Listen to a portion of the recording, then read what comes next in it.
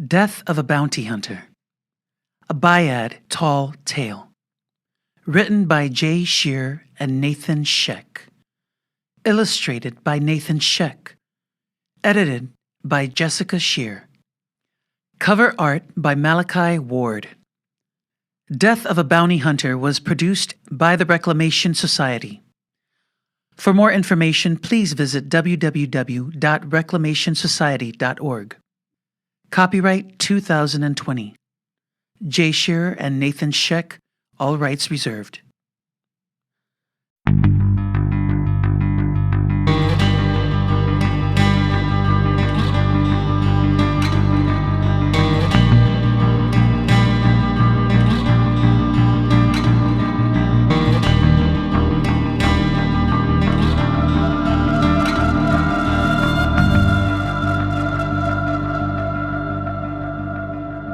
Death of a Bounty Hunter, Part 1.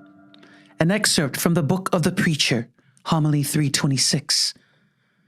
And unto you I say, a man must acquit himself of the low nature which is his wont, that which striveth against its fellow man towards its own ends. For therein lies the path of the devil, and for the one for whom ruination bides. Partake not in the treacheries of the present darkness. Such works are but fleeting shadows to be scattered with the dawn, and your soul shall be likewise. Repent therefore, and do not tarry, for the hand of God smiteth the heathen, but the water shall wash him clean. Chapter 1. The Thief. Narrated by Flint. Die, you slant-eyed rat bastard! He spits and grunts, trying to wrap his massive steel hands around my throat. I squirm to the side as one of his heavy gear and piston-driven fingers scrapes my shoulder. Steam escapes from the fine-tuned mechanics. It's no louder than a whisper, but right next to my ear, the hiss sounds like a snake about to strike. If his fingers find my neck, I'm dead, I think, and it'll be my own damn fault because I never saw it coming. He's sitting on my chest, pinning me to the ground while trying to tear my head off, and I'm still not sure how it's even possible.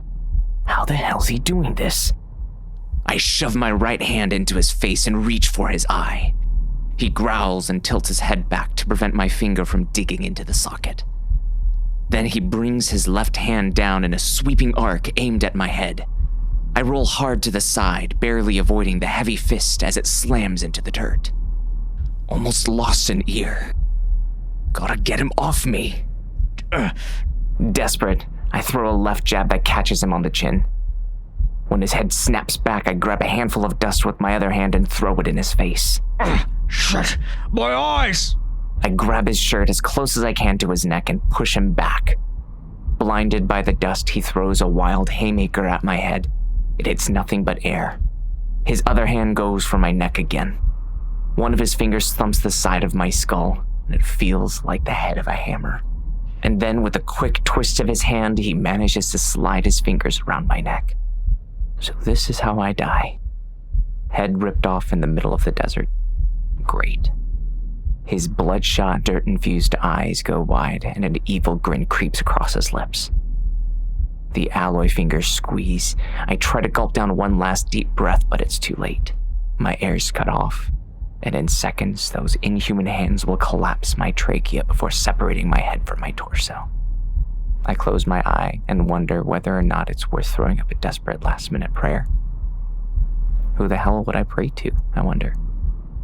This isn't the way I intended to die. Damn you, Harold Plunkett. And damn me for letting you rip my head off.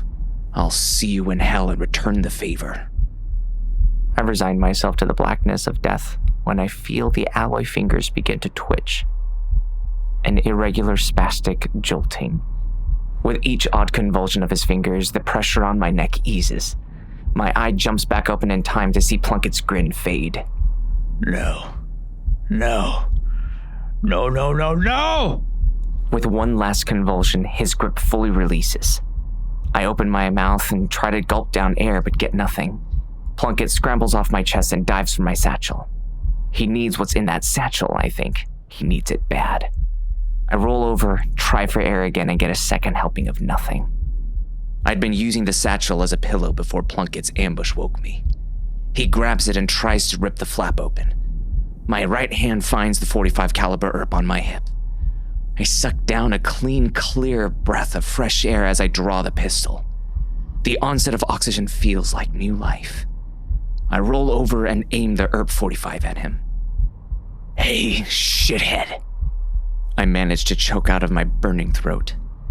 He turns his hate-filled, red-rimmed eyes on me. A loud hiss comes from his steel hands. His fingers lose their grip on the satchel and it falls to the ground at his knees. He looks down at it lustfully, like a prisoner staring at a set of keys through the bars of his cell. He's so close, and yet it might as well be halfway across the desert for all the good it does him. "You done?" I ask. He falls back into a seated position in the dirt and glowers at his lifeless hands. The fingers are frozen as if he can no longer control them. Strands of sweat-soaked gray hair, which are usually combed over his bald scalp, stick to his forehead, and his white mutton chops are muddy with dust and sweat. He lets the iron hands fall to the desert sand. "You win, chink." "It's Flint," I say. I take a deep breath and stand. A wave of dizziness washes over me, and then a lightning-like pain strikes my brain. My neck's throbbing too, but at least I'm still alive. Keeping my pistol trained on him, I glance over at the spot where I'd tied him up. My rope lies there in the dirt, snapped in half. Those gauntlet-like hands of his hadn't been working when I'd bound his wrists, and they sure as hell aren't working now. When I'd found Plunkett back at the brothel, his hands had still been powered by the energy cell he'd stolen. I'd removed that energy cell after subduing him the first time, and his hands had stopped working right then and there. But those same hands had been locked around my throat only a minute ago, and seconds before that they snapped the rope I'd used to bind them. Somehow he'd managed to work those gears and pistons without an energy source, which could only mean magic. You can power your hands with magic, I say out loud. It's a conclusion and a question all at once. He lifts both hands and lowers his head in a mock bow. "Why steal the power cell then?"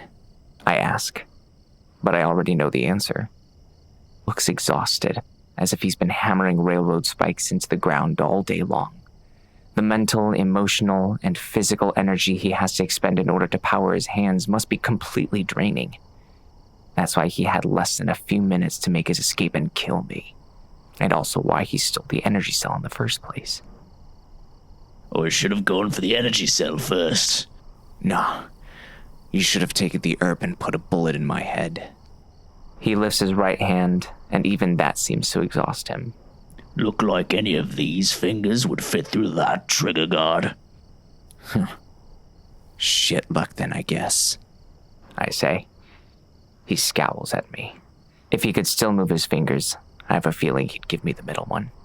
Instead, he grimaces. "Do me a favor, Flint the chink. Shoot me." "Not today, Harold the asshole," I say. My one eye narrows. Years ago, I'd have already shot the bastard. But not now. Not anymore. These days, those kills are weighing on me.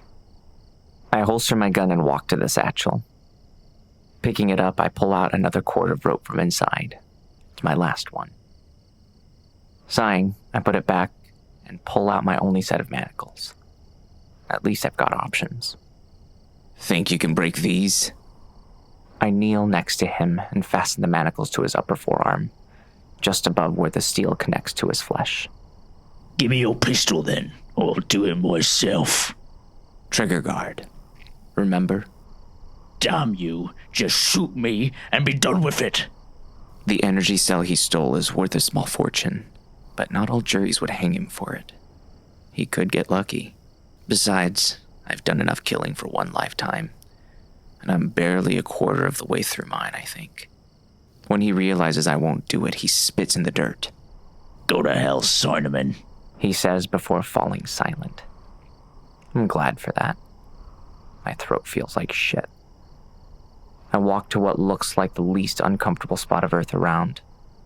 Lying back down, I set the satchel under my head, just like before, and then realize there's no way I'm closing my eye this time.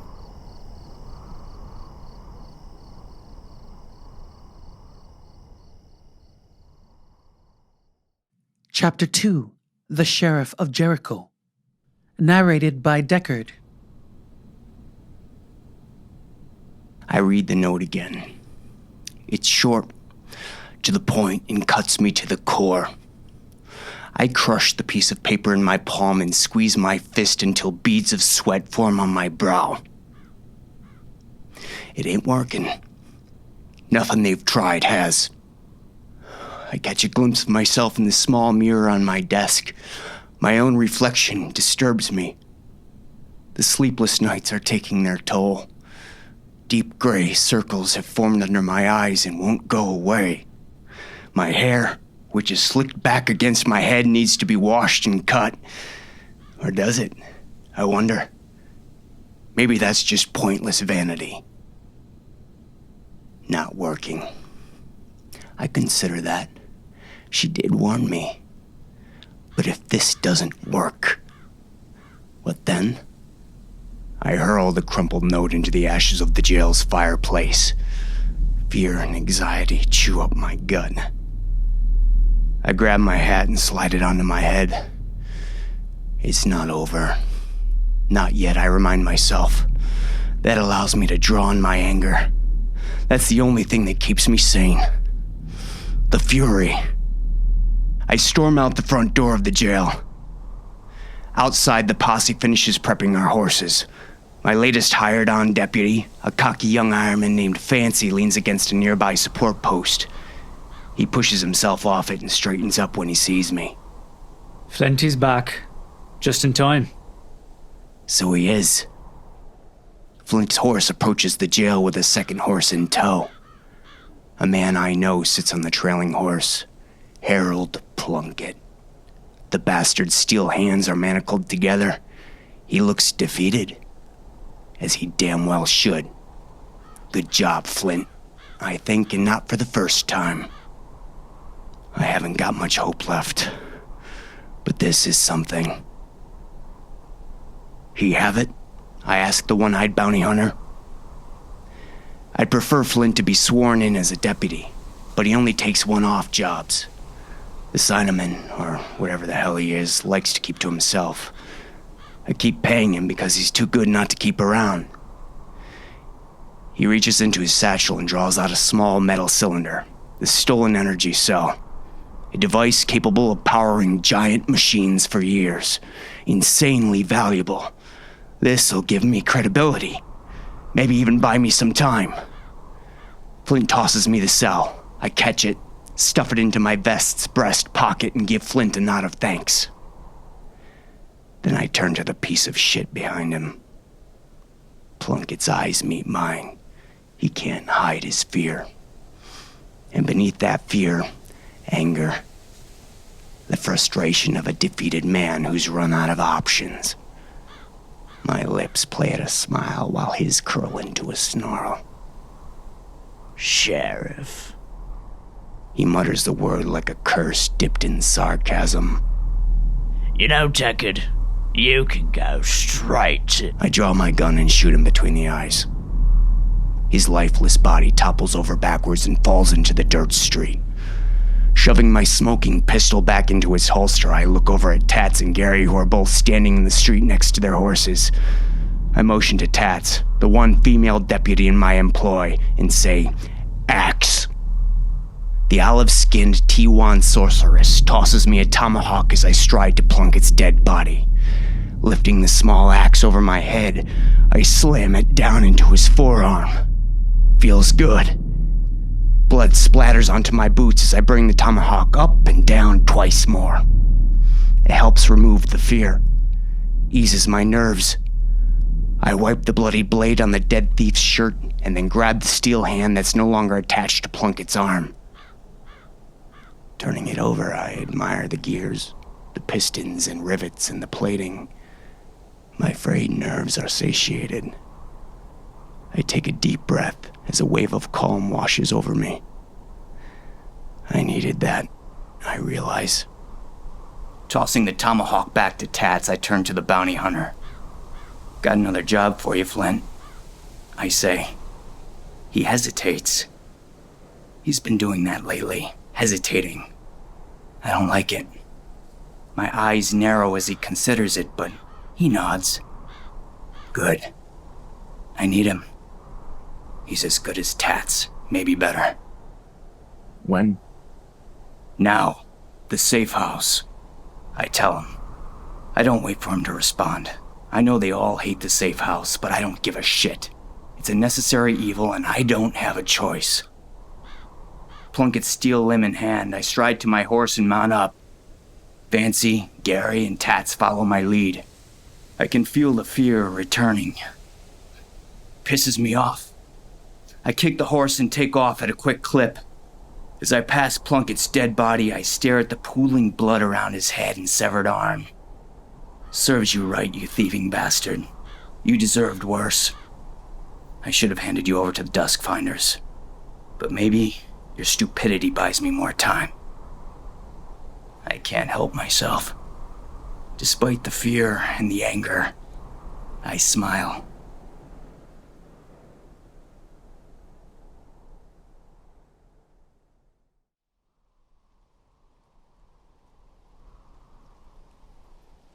Chapter 3, The Mansion.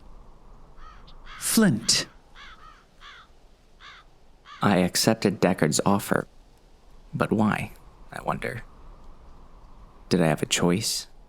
What else was I supposed to do? Where else would I have gone? The thoughts tumble through my mind, but the answer to the last question lingers the longest. Anywhere but here. The sun vanishes below the horizon, and suddenly, as if it had been waiting for the onset of night, the Duskfinder's safe house materializes.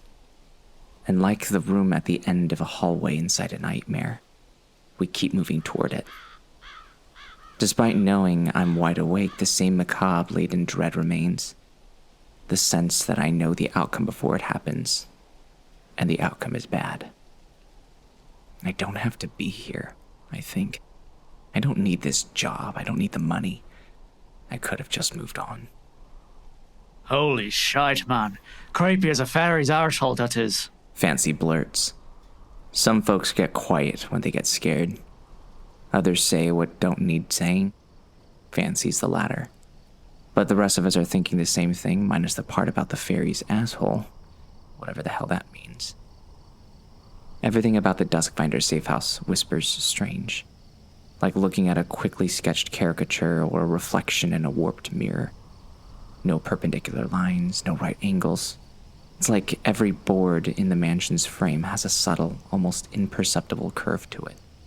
Not enough to say it's bent, just enough to make you look twice before realizing you don't want to keep looking. Beside me, Fancy squirms in his saddle. I'm going cross-eyed staring at this bloody thing. Deckard holds up a fist and Fancy's mouth shuts tight. The sheriff looks grim. He's lost weight and his hat sits lower on his forehead than usual. The badge on his lapel hasn't been polished in weeks, and his clothes need to be washed. His long mustache, which is curled upwards at both ends, used to make him look friendlier, more approachable. But now, his stern countenance reads more threatening than welcoming. I shift my gaze from Deckard to the mansion beyond him. The safe house's location is as bizarre as its design, a Victorian-esque estate in the middle of the desert. The middle of nowhere. It's dark, too, except that's not quite the right word for it. The white trim looks more like gray than pure, and the glow from the lanterns and candles inside appears dimmer than it should, as if the windows swallow the light instead of letting it pass through. Deckard pulls back on his stallion's reins and stops short of the property line. The four of us follow his lead. His pale blue eyes meets each of ours. Flint, Fancy, Gary, stay here. Keep watch. You know the signal if you're needed. Tats, you're with me. Can't say I'm disappointed. He dismounts at the white, well, not quite white, picket fence that surrounds the estate. The arrow that sees, we all call her Tats, swings down off her mare and follows him. If anybody fits in with the Dusk Finders, it's Tats. She's covered in black tattoos, patterns and shapes that run up and down her arms and legs. It's rumored she even has some on her scalp underneath the long, raven-colored hair. She's dressed in form-fitting black leather pants and a matching sleeveless top. I've never seen her wear anything else, not even a coat. Fancy told me that she regulates her body temperature with magic. Maybe that's true, maybe not. I've never asked. And Tats never volunteers information, which means anything Fancy thinks he knows is probably bullshit. Deckard and Tats stride to the picket fence's small gate, and the sheriff throws it open as if he doesn't care whether or not it stays on its hinges. He trudges through without hesitation, but Tats stops. She bows her head and waves her arms over her chest as if warding some sort of evil. Whether that's superstition or magic, I haven't got a clue, but I'd buy the spell if she were selling it. Their abandoned horses fidget and slowly back away from the fence until they're next to us. I don't blame them. As the sheriff and Tats approach the front door, it swings open of its own volition. I can't see inside. It's too black. Blacker than the paint on the door. Black like it's swallowing all the color around it. They disappear into the mansion and the door shuts itself, so far as I can tell. Fancy swears under his breath. Look at the Irish being on my side again. Never been inside. Never hoped to. He wants me to reply, but I only nod. His expression darkens as he realizes he needs something I'm not going to provide. Banter, at least, or even friendship. And as we wait, I wonder again why I haven't left this life and these acquaintances behind.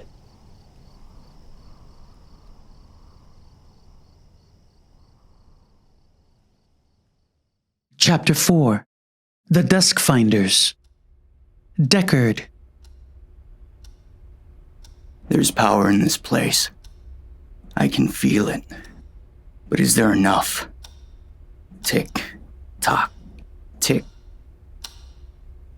That damn clock. It's driving me crazy.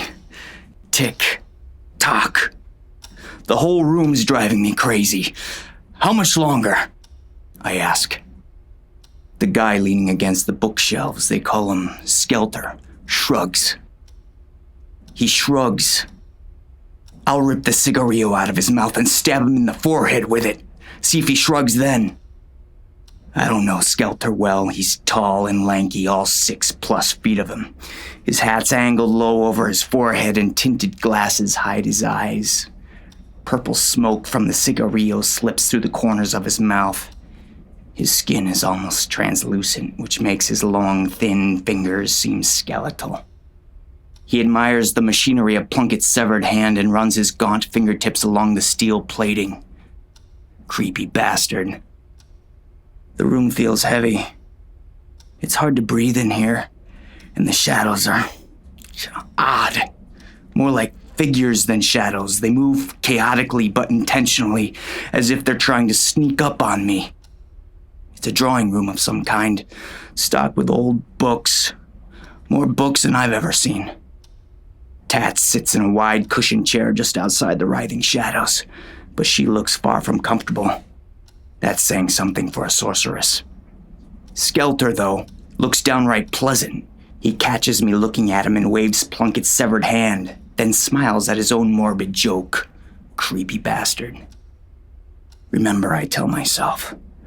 Remember why you're here. It's the only way, and any road, no matter how deep the ruts or slick the slope, any road that gets you to your destination is the one you'll walk. Tick, tock, tick, tock. The side door swings open into the drawing room and Dr. Octavia Gray enters. She's older than me, but I can't tell by how much, maybe a year, maybe a decade. Strands of gray hair have begun to outnumber the strands of original russet. She's wearing men's trousers and a long-sleeve button-up shirt. It ain't a sexy getup, and she ain't beautiful. But I'll be damned if she's not enticing, though I've no idea why. Her eyes, a bold green that demands attention, find me.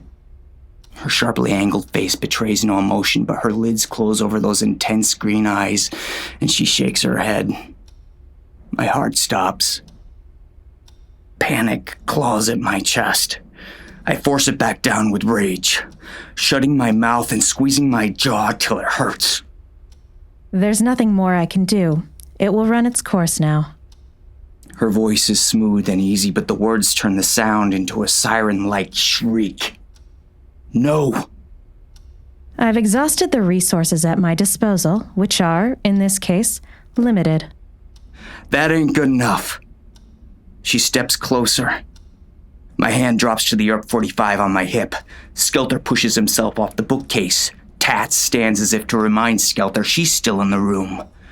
Dr. Gray holds up her hand to dispel the tension. It dispels jack shit. We talked about this, Mr. Deckard. We had. I didn't like the conclusion then, and I don't like it now. My fingers tap the butt of my 45. Her eyes glance at it and then back up at me. They betray no hint of fear, just annoyance. One possibility remains. The talisman, I think. What'd she call it? You said nobody knows where the hell it is. It has surfaced. Where? Stephen Matheson has it. The dirt farmer. Where'd he get it? I don't know. It seems that it has been in his possession for some time. We surmised, based on recorded history, that the Iron Spur was somewhere nearby. When we began searching for it, Stephen Matheson became aware of our efforts and realized that what he thought was only a trinket is immensely more valuable. So go get it from him. We made Matheson an offer, a generous one. He turned it down. It seems our reputation preceded us. Now that he understands its value, he's selling it to another party, a museum of antiquity in Atlantisville. My blood starts to boil. A potential solution to my problem, maybe my last hope, is in the possession of a dirt farmer. Well, this should be easy. Offer him more money. Matheson has made it quite clear he won't sell it to the Dusk Finders. Damn him to hell then, I think. But then ask aloud. And the Iron Spur. It'll help with this. To be frank, I don't know. But it is another chance, and perhaps the last. So you call on your favorite errand boy again, I think. My stakes are sky high, witch. Let's raise yours. I squint at her and say, swear it to me. Swear it'll work. Swear it on your damn life. And what good would that do, Mr. Deckard? Putting a bullet through her skinny pursed lips crosses my mind. For a fleeting second, I consider it. But she's the best chance I've got. If she says the Iron Spur can make a difference, walk any road. I remind myself. Give me the cash. I'll buy it from him. He won't know you're involved, I say. She hesitates, then nods to Skelter, who exits the room. An uneasy silence starts to settle over us. I immediately break it. How much longer? 48 hours. 72 at most. I take a step toward the room she came from when I arrived. Octavia gently places a hand on my chest, and I turn on her as if I'm going to tear her face off. She stands her ground, unfazed. Her hand is soft and uncomfortably warm. Her eyes bore into mine. Whatever's behind them isn't pleasant. Steel yourself, Mr. Deckard. I consider slapping her hand away from my chest, but it's like she's holding me in place. I need to see her. I push past Dr. Gray, walk to the door, and hesitate. Sobs begin to well up in my chest, but I beat the hell out of them with my pent-up rage. Taking hold of the doorknob, I swing the door open and step inside. Chapter 5. Jitters and Small Talk. Flint. Every minute that passes while we wait for Deckard and Tets to exit the Dusk Finder's safe house gets more tense. Fancy fidgets in his saddle while chewing his lip. Fancy Dude. That's his full name, and it fits him. He's pretentious without a right to it, and only half as smart as he thinks he is. He embraces the name Fancy as if it's a compliment, but most people don't mean it as one. Today's outfit is a light gray vest over a pinstriped shirt, and his fitted trousers are tucked into distractingly shiny black boots. Does it give you the jitters, Flinty? A deep, throaty chuckle follows Fancy's question. That's Gatling gun Gary, a giant ogre of a man riding a Clydesdale because it's the only horse that'll hold his weight. Not just because he's huge, which he is, but also because some of his extra weight comes from the Gatling gun surgically attached to his right arm. Gary's forearm was amputated years ago, and he chose to replace it with 5 spinning iron barrels of lead-spitting death. I like Gary. He's dumb as dirt, but he minds his own damn business. Fancy, on the other hand. You're people cowards, Flinty. That why they call you yellow-skinned. I shot a Sineman once. Thought he'd blade yellow, but he blade red, no different than anybody else. His lip curls on one end of his slim, protruding jawline, creating a stupid-looking, lopsided grin. I figure if I don't say anything, he'll just fill the empty space, so I say, I shot an Ironman once. Didn't bleed at all. Just gushed whiskey. For a fleeting second, his temper flares. His face flushes crimson, so red it matches his hair. He considers drawing on me. That much I can see in his eyes. The guttural guffaw from Gary throws off Fancy's rage long enough for him to realize I'm kidding. The Ironman smiles and then laughs, too hard, like someone who doesn't quite get the joke. His false idiot's grin fades fast, though. I notice, finally, that his right hand has already moved to one of his old, one-shot dueling pistols, his weapon of choice. He's got 2 of them, one for each hand, and he carries them both in holsters strapped to his upper back. No gunslinger in his right mind would choose that arrangement. But Fancy's so quick he can reload and fire 6 times before an average man empties a 6-shooter. He notices me eyeing his guns and smirks. Bah, you're no fun, Flinty. No fun at all. A long moment passes. Fancy pinches the brim of his hat, an expensive light gray bowler with a dark purple band, and tilts it back. He inclines his head toward the mansion. Either of you believe in this stuff? Gary shrugs his giant shoulders. Not much for words, Gatling gun Gary. Makes me wonder if he and Tats have ever actually spoken to each other.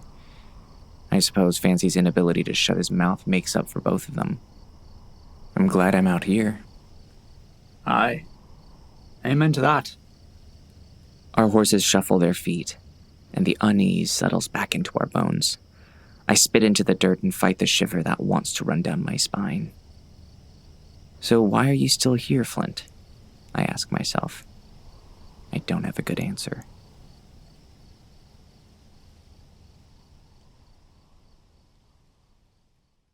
Chapter 6. The Deal. Deckard. She's lying on a table, not a bed. There's no cushions, no pillows, just a hard table. A leather belt runs across her forehead, holding her down. Her arms and legs are strapped to the table as well. She's wearing the simple white dress she had on when I brought her here, when I brought her to see the Dusk Finders. Her skin has turned pale, almost as white as the dress. She's 9 years old, but looks like a corpse. The fury drains out of me. Tears fill my eyes. I walk to the table and stand there. I want to touch her, to caress her little hand or embrace her in a hug. I want to. But, damn it all, Hal, there's still work to do. Still a road that must be traveled. Wiping the tears away with the back of my hand, I dig deep inside until I find what I'm looking for. The fury. I let it take over again. Placing both hands on the table, I lean over my daughter and say, God can't have you. Not yet. I won't allow it. I tear myself away from the table and stomp back into the adjacent room.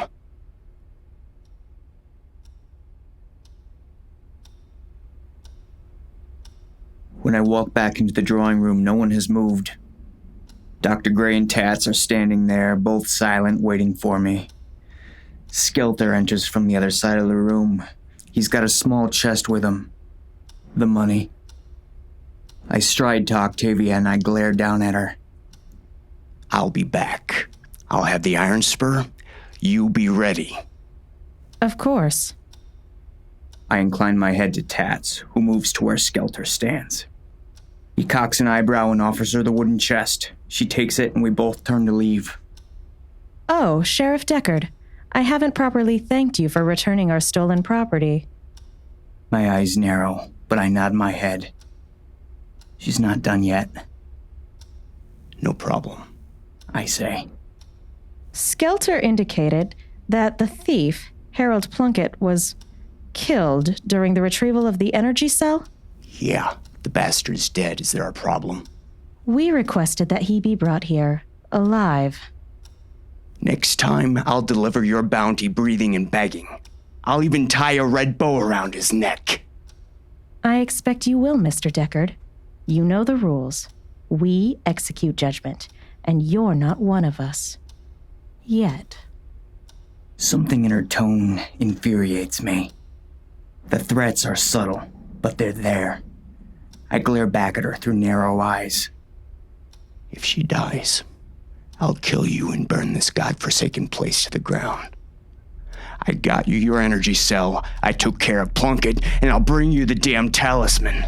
I've proven myself, but you and your order have yet to prove anything to me. I see an emotion from her.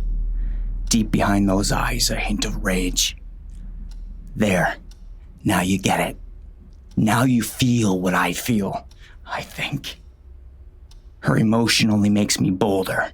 I make sure she sees the rage and the resolve in my eyes. Get me the iron spur, and I will show you true power. But do not presume that we owe you anything. And don't you presume, Dr. Gray, that Dusk finders can't die the same way Harold Plunkett did. I dip the brim of my hat with a curt nod and then shoot a glance over at Tats and snap my head toward the exit.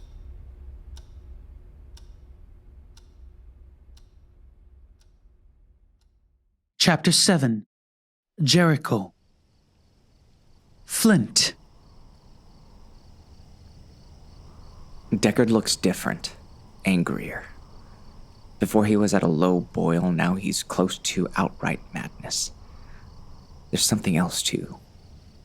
Desperation. Aye. Bad news. Deckard stomps down off the porch with Tats on his heels. Before they even reach the white picket fence, the sheriff hollers. Back to Jericho. Now! Flint, you're with me. The rest of you fall in line. He strides through the gate and trudges to his horse. Tats, who's now carrying a small wooden box, waves her free hand in the air again as she exits, and then quickly finds her horse and mounts up with ease. Let's go! I want to be back here before midday tomorrow. Cha! He takes off, and I push my horse into a gallop to catch up. He doesn't even glance over at me when I do. Got a new job, Stephen Matheson. He's got something called the Iron Spur. We need to get it from him. Matheson? The name doesn't ring a bell. You steal it from the Dusk finders? And if he did, he's insane, I think. As insane as Harold Plunkett. Deckard doesn't answer at first. Based on his expression, I half expect him to tell me to piss off, that it's none of my damn business, but he doesn't. Yeah. And if they don't get it back... He lets the sentence hang, and the only thing I can think of is dead Harold the asshole and his severed forearm. But the mystery of why we're out here, why Deckard's dealing with the Duskfinder at all, remains. If he gives us any trouble, Don't hesitate to send him straight to hell. I'm no assassin, I think. If you need an assassin, hire somebody else. I'm a bounty hunter, not a murderer. It's a fine line, but I walk it nonetheless. I want to say all that. Instead, I say stupidly. Dead or alive, then. Like Plunkett. He throws a hard, fleeting glance at me. More warning than anything else.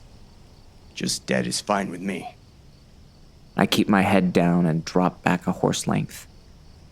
Something tells me this bounty is more complicated than he's letting on. Just what I need. More complications. He's different, I think. He's losing it. Did the Duskfinders get to him? Why does he keep visiting their safe house? I tell myself that he'll calm down before we reach Jericho, but I'm not sure. What have you done, Flint? I let the question ricochet around in my skull, but I don't have an answer.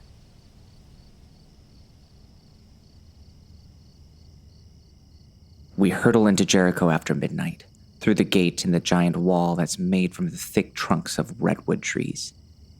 Inside, the town is small and slowly dying. Jericho has little in the way of natural resources. It's an out-of-the-way fort-turned-frontier town that has overstayed its welcome. We ride to the saloon, Jericho's main attraction. It's quiet inside, which is normal. The saloon is a dried-up shithole in the center of an emaciated town. And yet you're still here, I chide myself. All you have to do is turn around and leave. Another internal voice butts in, and then what? They put a hit out on you, and then you're the fugitive. You're in too deep, Flint, and you know it. Deckard swings down off his saddle and looks at me, cutting off my internal monologue. You're with me, bounty hunter. Bring the 12 gauge and get that chest from Tats. Tats, watch the back. Fancy, Gary, you two watch the horses. If Matheson comes out, shoot him dead. I dismount, take my sawed-off shotgun out of the saddle holster, and then stride to Tats. She passes the small box down to me with a dark look. It's heavier than I expected. Tats heads for the back of the saloon as I turn to follow Deckard. I catch him just before he reaches the front door. He turns on me without warning. Rage still burns in his pupils. You hesitate, one of us dies. Get it? I give him a quick nod, though I'm not sure I get any of it at all. You're still going along with it, I think. He nods back, grabs my shoulder, and stares deeper into my eyes. His fingers dig into my flesh, through my coat as if he doesn't know how tightly he's squeezing. I'll do the talking. If things go south, shoot him. It's that simple. I'm not risking my daughter's life for this son of a bitch. He claps my shoulder and then heads inside. I hesitate, trying to process those words. His daughter? What does any of this have to do with his daughter? But I don't have time to think or ask questions. Not now. The bartender's eyes go wide as we enter the saloon. He shushes the drunk at the bar and watches the sheriff warily. The rest of the saloon, the bar and the lobby area where all the tables are, is empty, except for one other patron fast asleep in a chair. I can hear one of the prostitutes working in an upstairs room. Everything else is dead, like usual. Matheson. The bartender points upstairs like a kid tattling to avoid getting a switch across his ass. He holds up all 5 fingers. Room 5. He alone? The bartender nods and Deckard draws his herb. He heads up the staircase, 2 stairs at a time. And I follow? Or do I just walk outside, mount up, and leave? We reach the top of the stairs. A narrow hallway reveals 8 doors, 5 on the right-hand side, 3 on the left. Behind one, a prostitute plies her trade. Feigned lovemaking or just a quick tiff, whatever she's being paid for. Behind another lies Matheson and his iron spur. Deckard knows this place. He heads straight for the second door on the left, room 5. He pauses there, gives me a quick nod.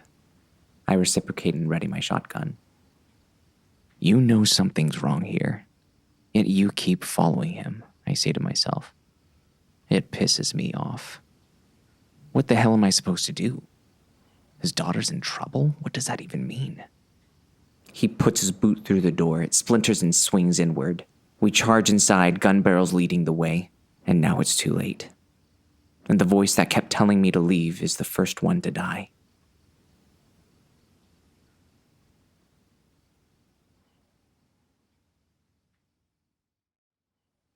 Chapter 8.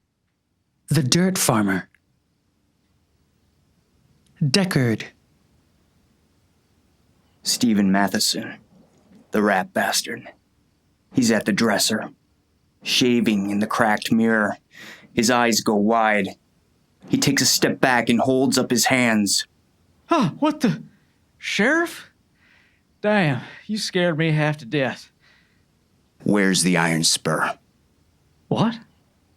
I glance at Flint and motion for him to set the chest full of money on the bed. That's for you. Now you give me the iron spur. Confusion washes over Matheson's features.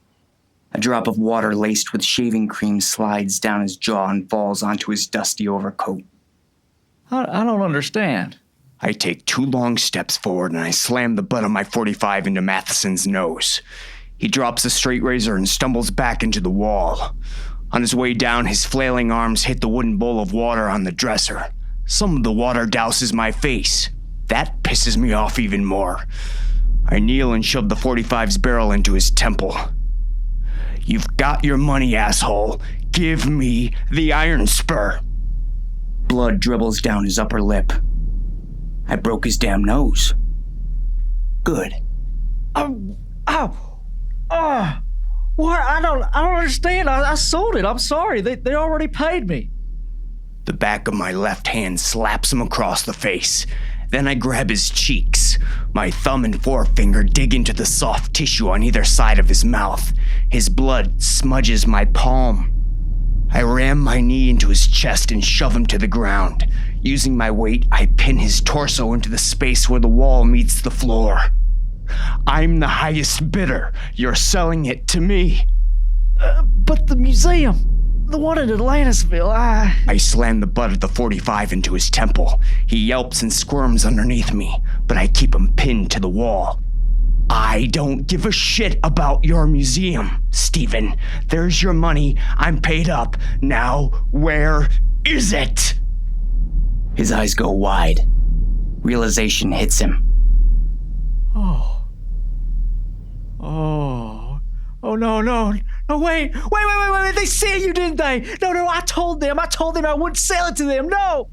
His eyes gloss over with panic. He looks like a rabbit that's been cornered by a pack of yotes. Reason may be failing him. No matter. The iron spur has to be here. I don't need him in his right mind to find it. No, I won't do it. I won't be a party to their dealing, Sheriff. Please, no, please don't do this. I cuff him with the ERP as hard as I possibly can. It probably cracks his skull. He goes limp.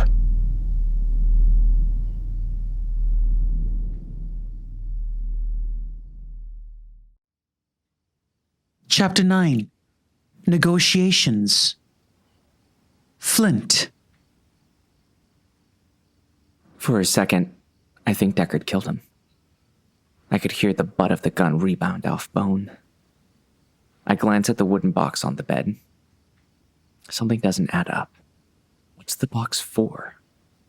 If Matheson stole the iron spur, why the hell is Deckard paying him for it? The sheriff stands and glares down at the unconscious dirt farmer. Then he steps up to the dresser and starts yanking the drawers open. You just gonna stand there? What are we looking for? I ask as he tosses the last empty dresser drawer onto the floor and turns around. Talisman, about the size of your palm. A circle with 3 spikes running through it. He grabs the small, ratty mattress and overturns it. The wooden box tumbles off and bursts open. Coins scatter everywhere. There's nothing underneath the mattress. Deckard swears and stomps over to the desk, the last piece of furniture in the room. I stare at the coins. Matheson didn't steal anything from the Dusk finders. Leaning my sawed off against the bedroom wall, I walk to Matheson. Deckard never searched him. The iron spur could still be on Matheson's person. I kneel down and start digging into his pockets. It's gotta be here, Mutters Deckard. He starts rifling through the desk drawers. I find nothing in the pockets of Matheson's breeches except a stagecoach ticket to Atlantisville for tomorrow. He hasn't taken the Iron Spur to the museum yet, I realize. I start in his coat, slipping my hands into the interior breast pocket. I feel a worn leather wallet inside. As I began to draw it out, Matheson's hand darts out and grabs the hilts of one of the knives wrapped around the outside of my left boot. Shit, he's conscious. I jam my right elbow into his neck, but he shoves me back and uses the space he's bought to swing his foot up. Planting his boot into my chest, he kicks me as hard as he can. I slide backward onto the floor, dropping the wallet I'd found in his coat. Matheson jumps up and hurls himself at Deckard, who doesn't have time to draw his herb. The sheriff grabs Matheson's forearm to keep the knife out of his chest. I expect Deckard to subdue him easily, but Deckard is struggling. Matheson's stronger than he looks, and desperate. I roll over and grab at the shotgun, but it slips and falls over onto the floor. I scramble to pick it up, and then jump to my feet. As I turn back, Matheson manages to jab my knife into Deckard's left bicep. Deckard roars and grabs at it. Ugh! You son of a bitch! Matheson uses the distraction to grab Deckard's pistol, the herb. Deckard's a dead man. I whip the shotgun around and squeeze the trigger. Boom! The blast throws Matheson back against the wall. He's dead before he slumps to the ground. His lifeless hand lets the herb slide to the floor. I stare at him. The sound of the shotgun blast still resounds in my eardrums. Is he dead? I wonder. That's a stupid question. And it's only a question because I want it to be. That's when the shrieks and curses from the other rooms break through my stupor. Deckard pulls the knife out of his arm and tosses it at my feet. Yours? He says, glowering at me as blood seeps into his shirt. Matheson's dead body doesn't seem to weigh on him. Or if it does, he doesn't let on. Because that's what he wanted, I remind myself. And you went along with it. Ignoring his bloody arm, Deckard goes right back to work looking for his talisman. I set the shotgun down and walk back over to Matheson. Resuming my search, I dig through his remaining coat pockets. They're empty. Then I see the wallet, the one I dropped when he'd attacked me. It's on the floor beside Matheson's pooling blood. I kneel to pick it up. It's old, flimsy, and needs to be re-sewed. But I can feel something hard and circular inside. I pull the contents out. 2 folded pieces of thick paper and a $5 coin. And that's it. No iron spur.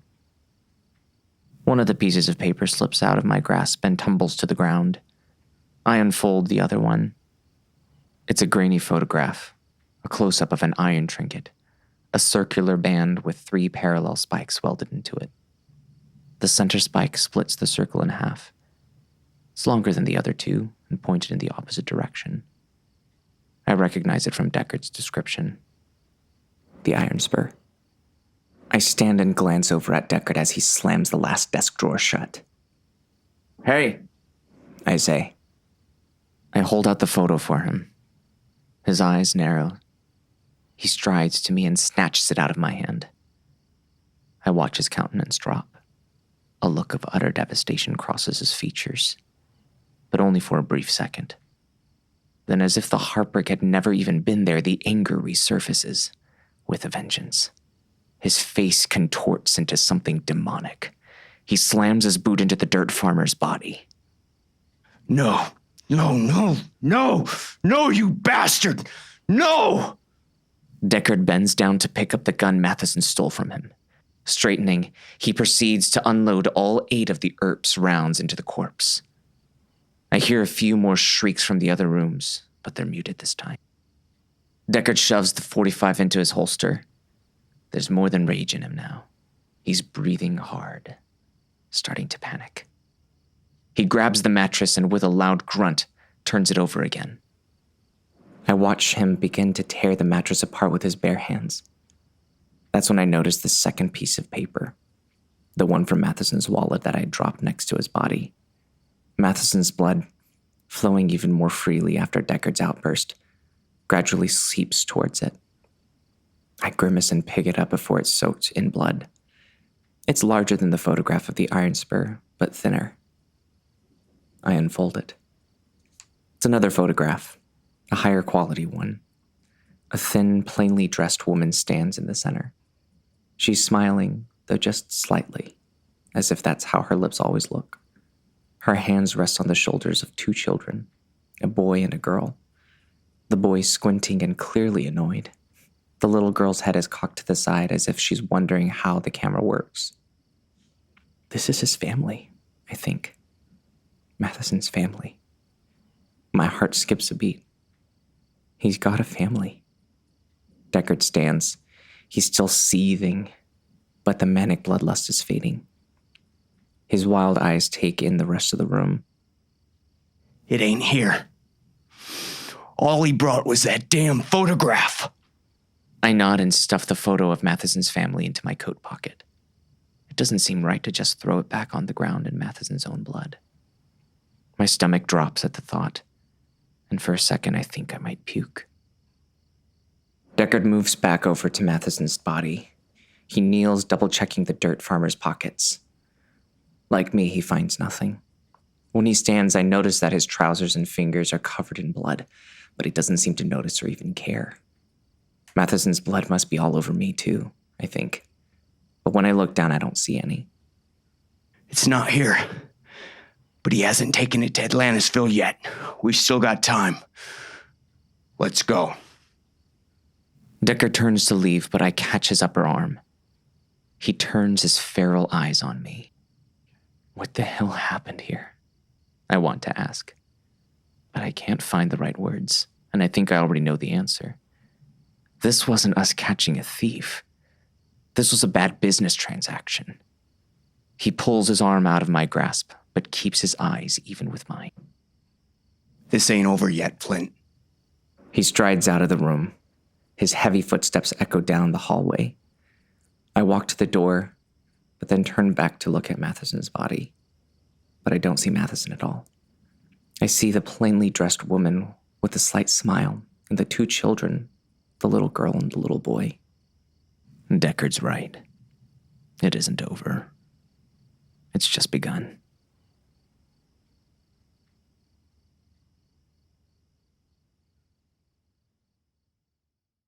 Chapter 10. The Banker. Deckard. A photograph, I think. All he had was a damn photograph. Where's the iron spur, then? I stomp down to the bottom of the saloon staircase and pause. I'm running out of time. Panic grips my chest and starts to squeeze. The clock from the Dusk finder's safe house resounds in my skull. Tick, tock, tick, tock. I need the iron spur. I need it now. But where the hell is it? My eyes sweep across the saloon's lobby. They're staring at me. All of them. The whores and their half-dressed clients, the drunks, the spineless bartender, staring at me like sheep frozen solid with fear in the presence of a wolf. Where would a dirt farmer hide a talisman? I wonder. And as I glare at these idiots, it hits me. Maybe he didn't hide it at all. Like all these other mindless sheep, he's too stupid to hide it.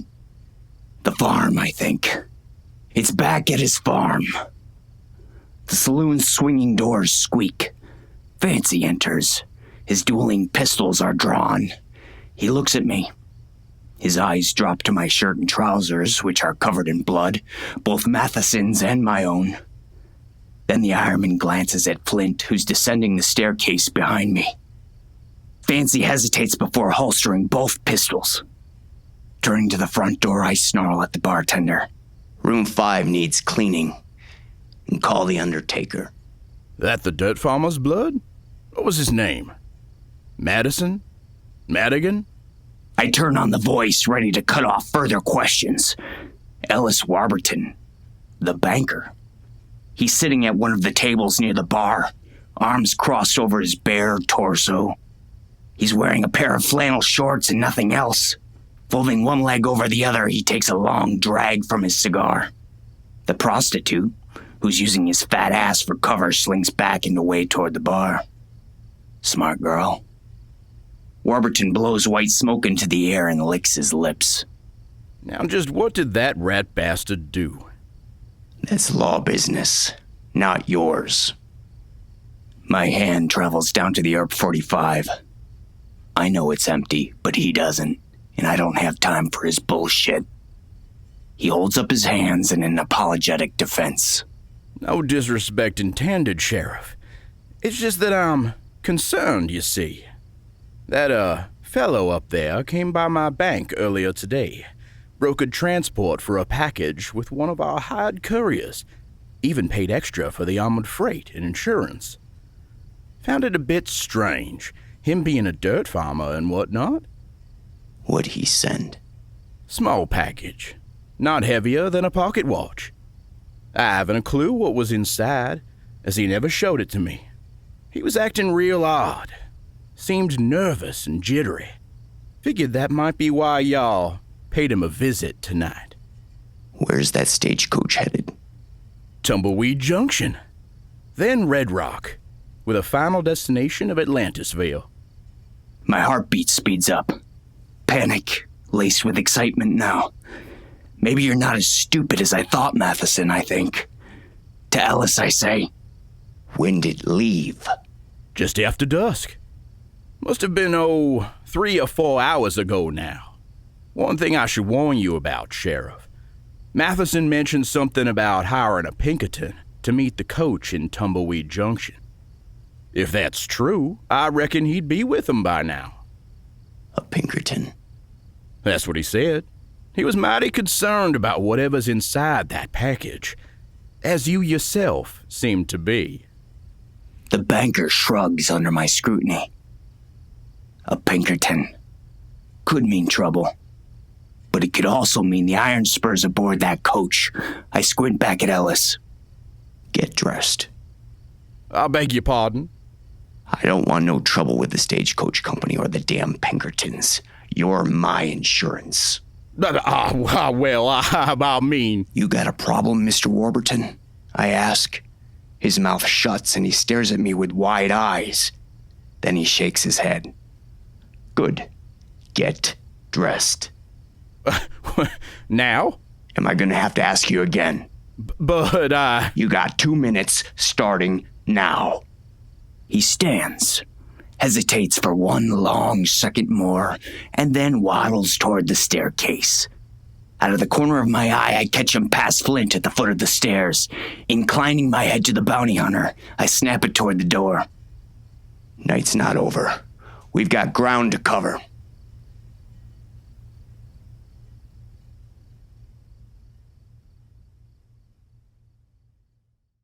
Chapter 11. Aftermath. Flint. I step out of the saloon and into the cool night air as Deckard sticks 2 fingers into his mouth and forces a shrill whistle through his lips. He steps off the porch onto the dirt road and heads to his horse. Fancy approaches and lowers his voice. Oh, what happened? Did he have it? I shake my head. I notice Gatling Gungary in the street, feet spread and braced, ready to take out the entire saloon with his rotating arm cannon. He spits in the dirt and relaxes when he realizes the immediate threat is gone. Tats appears on horseback coming around the corner of the saloon as Deckard mounts up. An armored stagecoach left here at dusk.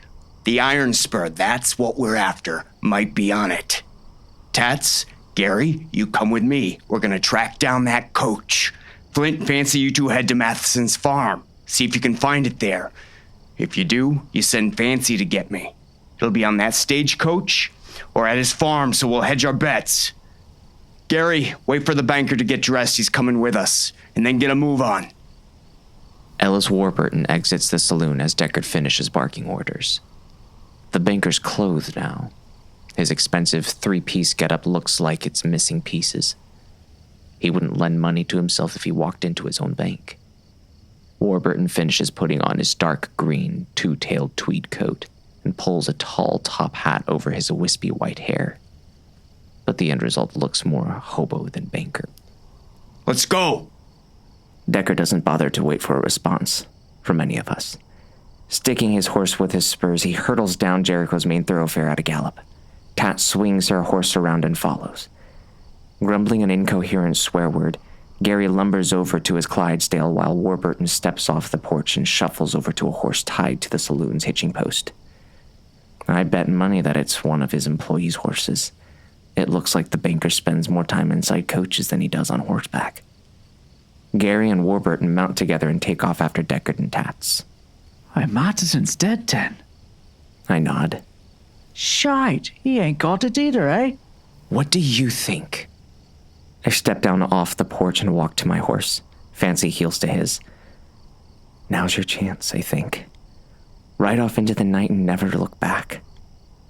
A second, more hesitant internal voice counters the first. What about Fancy? I'll never outrun him. Besides, if Deckard finds out I've betrayed him, you've already killed one man tonight, why not two?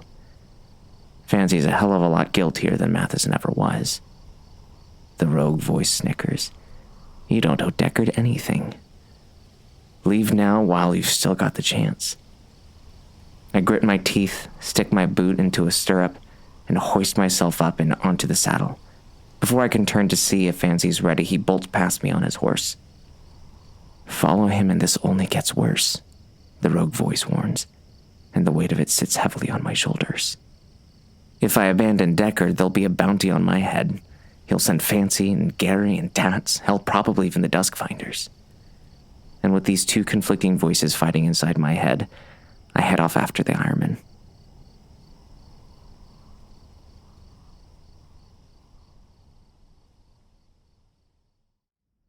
Chapter 12. The Widow. Audrey.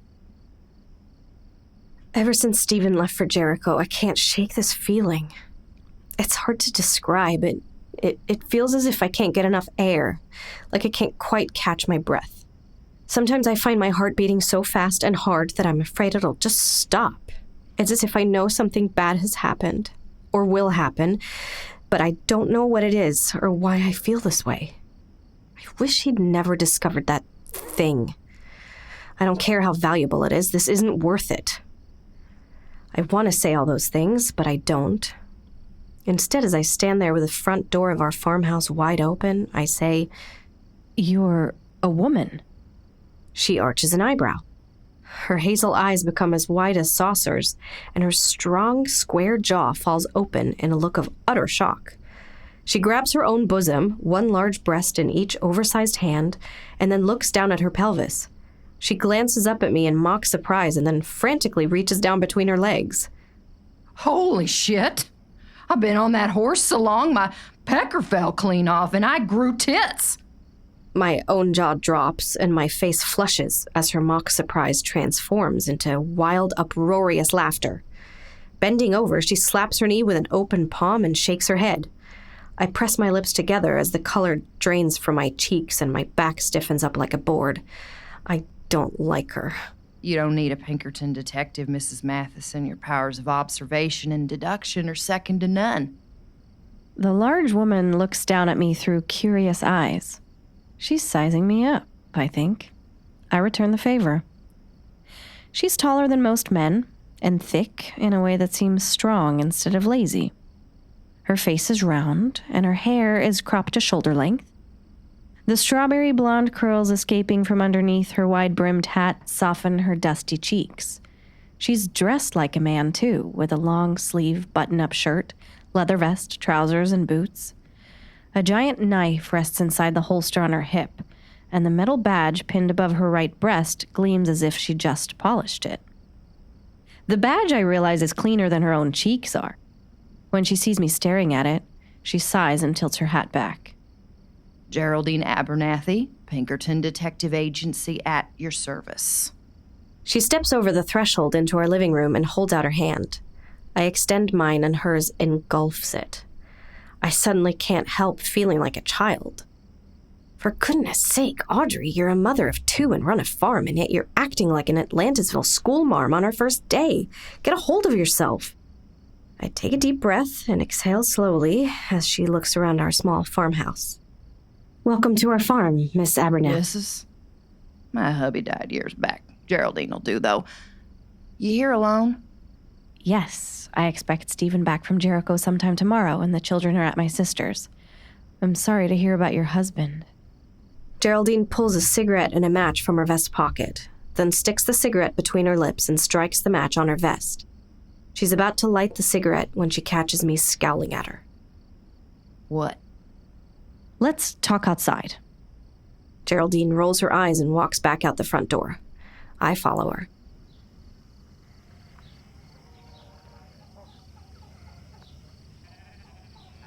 The night air feels crisp and clean. Geraldine's horse, a gorgeous gray quarter horse, nickers and paws at the dirt. Geraldine lights her cigarette and takes a deep draw from it, then shakes her head. Yeah, that's better. Why are you here exactly, Geraldine? He didn't tell you? Shit. Oh, hell, pardon the language. I deal predominantly with those of the male persuasion and the less respectable sort to boot. Oh, the children aren't here, so... I say. I see the hint of a smile at that. Your hubby didn't say nothing about why he hired me? I assume it has something to do with that trinket. He's lost his fool-headed mind ever since he discovered what that thing's worth. What is it, anyway? I ask. She stares at me sideways through narrowed eyes, and then reaches into her vest pocket again. Fishing around inside, she finds and draws out a telegram, which she hands to me. I read the short, typewritten phrases as she walks to her horse. Pinkerton Detective Agency, to whom it may concern. Valuable artifact found. Need protection. Will pay top dollar. DF involved, please call soon. My husband, Stephen Matheson, is referenced as the sender, and below his message, Jericho's Verbaline number is listed. Geraldine unties the large sack that's sitting on the back of her saddle and swings it down onto the ground. It looks heavy, but she handles it as if it's full of feathers. Got that last week. Called the Verbaline number, spoke with your husband briefly 2 days ago. He told me you found a buyer, a museum of antiquity in Atlantisville. One that deals exclusively in religious relics and ancient artifacts. Real old shit. Shit that goes all the way back to the Great Chaos. Hell, some of it even before that, or so they claim. Before the chaos? How's that possible? I ain't the one running the museum. You'll have to take that up with them. Anyway, your husband wants us to escort him to Atlantisville to complete the transaction.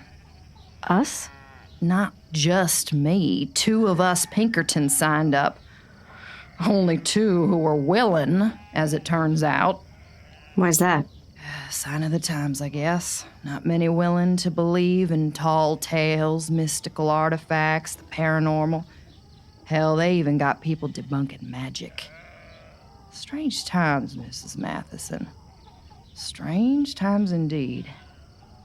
But you're here. Sure as shit after coffee. Why? Got my reasons. And my partner's got his. She says. She seems unwilling to say more. Kneeling, she unties the knot holding the sack together and reaches into it. I glance back down at the telegram.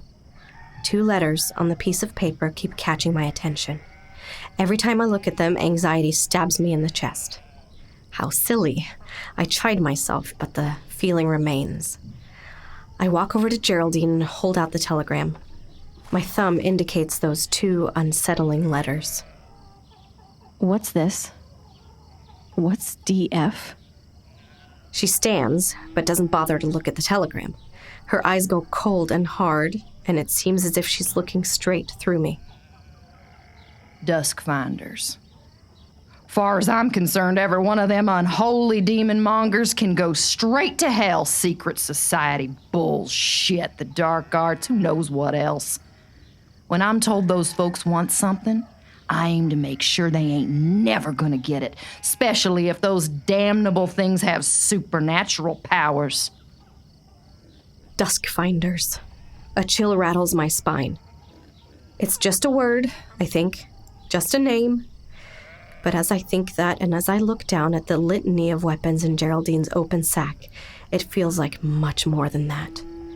My knees start to go weak, but I set my jaw and look Geraldine straight in the eyes. What is it? Why does everyone want it? I don't rightly know, Miss Matheson, but if the Dusk Finders are looking for it, it's best we keep it from them.